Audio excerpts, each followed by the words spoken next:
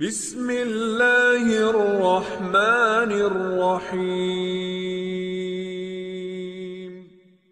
رب کا حکم۔ ایک بڑی خاتون نے ریلوے اسٹیشن فون کیا کہ وہ کئی دنوں سے بھوکی ہے اور کئی دنوں سے صرف سوکھی روٹی اور پانی پر گزارا کر رہی ہے، اور کہا کہ اللہ کی راہ میں اسے کچھ کھانے کے لیے دیا جائے۔ ایک منکر خدا بھی اس کی گفتگو سن رہا تھا۔ اس کو ایک مذاق کی عادت سوجی۔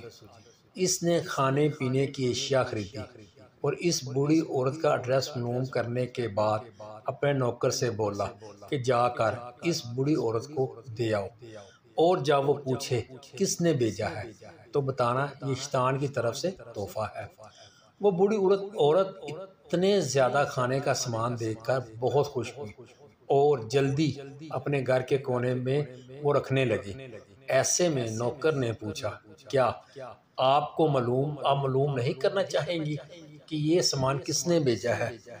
یہ سن کر وہ بولی، مجھے اس کی کوئی پرواہ نہیں کہ کس نے بھیجا ہے، مگر اتنا معلوم ہے کہ جب میرے اللہ کا حکم آتا ہے تو شیطان بھی حکم کی تعمیل کرتا ہے۔